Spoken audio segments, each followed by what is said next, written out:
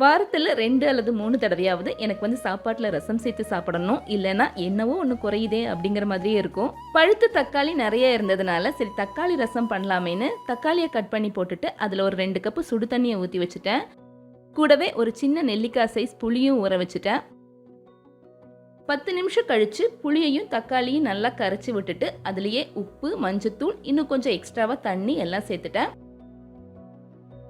அடுத்து ரசப்பொடி பண்ண லேசாக வறுத்த மல்லி, மிளகு, சீரகம், வெந்தயம், காஞ்ச மிளகாய் எல்லாத்தையும் சேர்த்து ஓரளவுக்கு பவுடர் பண்ணிட்டு இதோடைய பச்சை மிளகு, பூண்டு, கருவேப்பிலை எல்லாத்தையும் இடித்து எடுத்துக்கிட்டேன்.